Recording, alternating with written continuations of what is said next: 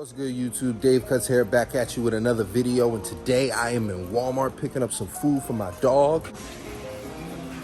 I know y'all don't care about that. Y'all are here for the haircut tutorial. So today we got some scissor work on top with a number 1 on the side and a taper in the back. I feel like you guys are gonna learn a lot in today's video, so stick around. We're gonna start this cut off by fully saturating the hair. Anytime you're doing like pumps or comb overs or something like that, with shear work on top, you need to make sure that the hair is evenly wet all the way through, because when the hair is wet, it actually expands more, it stretches. So you don't want some dry strands of hair that aren't going to stretch as much, and then some wet strands next to it that are. Your length is going to be uneven. And what we did was we just took a parting from the recession of the head, right where his corners are, his recession, back to the crown, and you could actually kind of see that it was already like there in the head before I started even cutting. And now we're moving on to block graduation, and we're just going to work our way all the way around and create the perimeter. And you see how my fingers are kind of angled down towards the back. We want to protect the length around the crown, so we're angling it down that way it kind of contours the shape of the head. But you'll see in a minute, I'll take another parting, I'll take another section and cut with my fingers going down, but this next one my fingers are going up because we're on the other side of the head. So we're almost creating like a point in the back, and we'll blend it out later with finish shears and stuff like that, but you're creating a point in the back to kind of protect that crown right in the middle, on above the occipital bone or below the occipital bone, whatever. It depends on how low your perimeter is. But again, we're just moving that same parting that we had before from the recession to the crown. We're moving it around to the other side and going to continue the block graduation that we did on the other side. And what that does is I'm now setting the length that I'm gonna blend into on the side with my clipper. It's gonna be the length of, the width of my fingers. But it also sets me up, because now, see, you saw that? I just had a guide for when it's time to cut the top. We took from the middle, from the back, and working straight to the front. Basically creating like a shark fin almost, pulling that hair to the middle and then cutting it. And that's going to be now the guide for the top, so that I can take another section like I'm doing here right next to it and match that up and cut all the rest of the hair off just like that, and again follow that to the front of the head. So the one cut that we made in the beginning when we first started block graduation is the same guide that we're going to use for this entire length of the cut.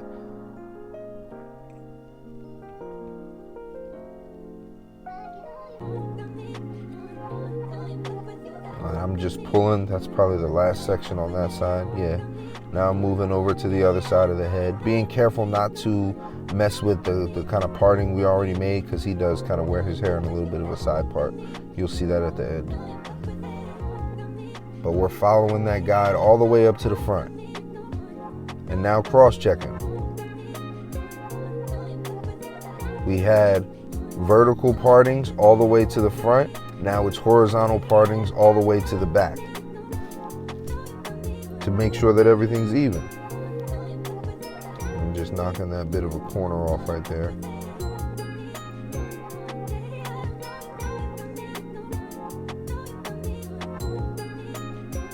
Now it's time for blow drying. What you want to do is kind of get all the hair to sit in the direction that it wants to lay. You don't want to fight against it. So you see we did that block graduation going back like that. So I'm gonna brush the hair back, and we're gonna, all that length that we kept in the crown area, by dropping it low, you can use that now to create the shape, the sort of square shape in the back of his head.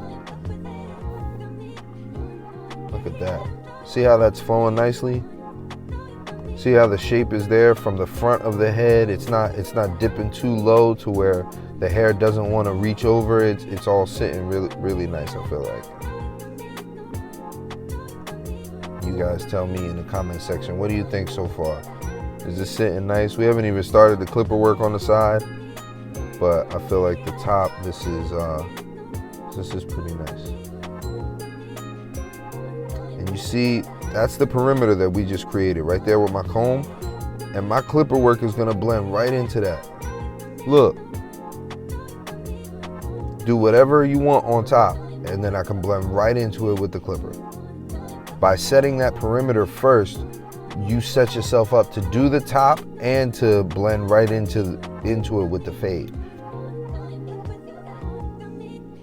And you see that shape that we created is already there. Once I come off the side of the head with the clipper, that shape is already there. And here we go with the number 1 guard closed, making our first guideline all the way around the head.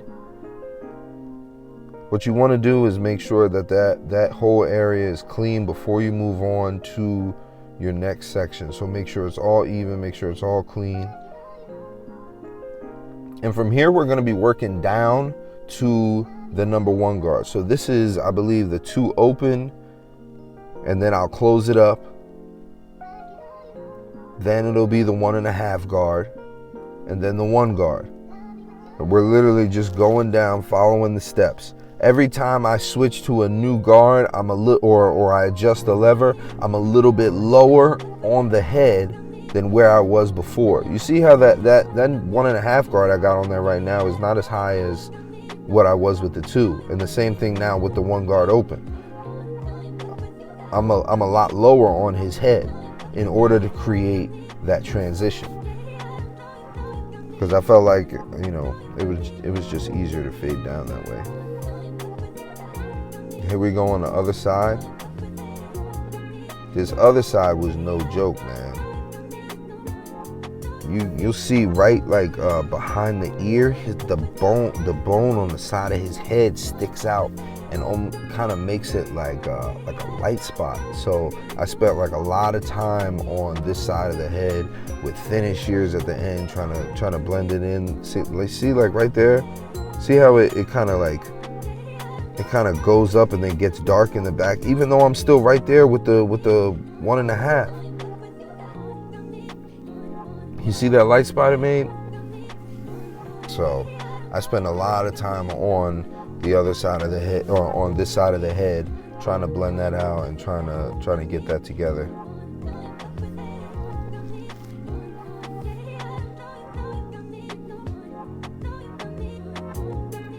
In the comment section, let me know what you guys think of that spot. Once it's all done, let me know, did I fix them up, or was the spot too noticeable?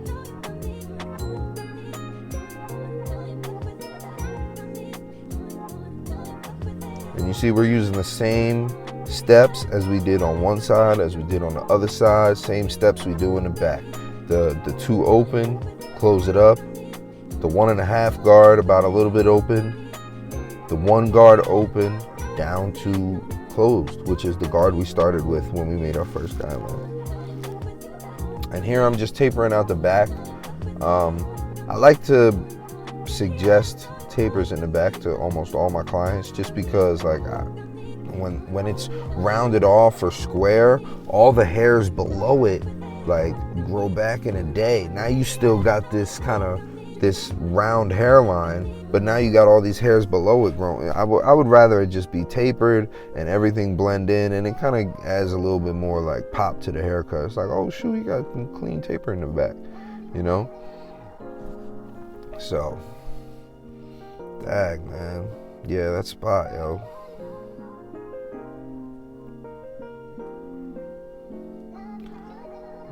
You see, I'm just here with my shears kind of softening it up. These are Hanzo shears. These shears actually cost me a decent amount of money.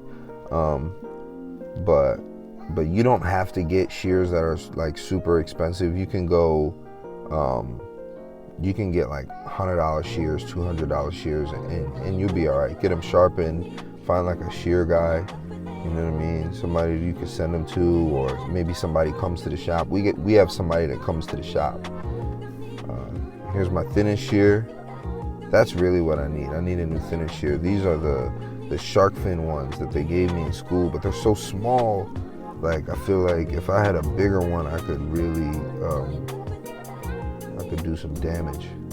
And you see, I'm just spending time on that other side, trying to blend out that, where that light spot, where that bone protrudes out, so because it creates that light spot, I'm trying to blend it out.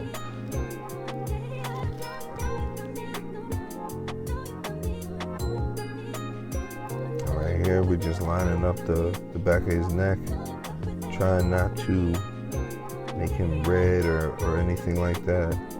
And he does like to keep the sideburns, so we're gonna square them off, and I'm trying to make him like, give him like a little nice square sideburn. Not everybody gets a taper, not everybody gets doggone ice picks, you know what I mean? Sometimes like people get square hairlines like this. Women, when I shape up women, like I'll do the curve, I'll do the C cup, but instead of bringing the ice pick straight down, I'll bring it out, like I'll bring it out toward the eye, you know what I mean? These Andis, new skeleton Andis trimmers are hitting. Look at that. That's nice. And just work your way around the ear. You see how we created that curve by just working our way around the ear like that? And same thing on the other side. We're just going to create that square sideburn. Try to leave it as natural as possible, but I like to get it sharp, so.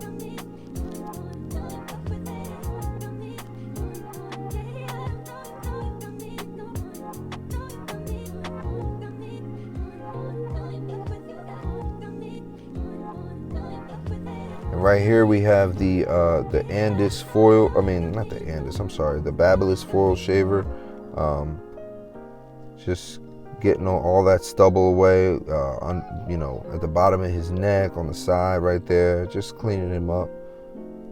I think he's looking pretty good, man. Put the razor on him.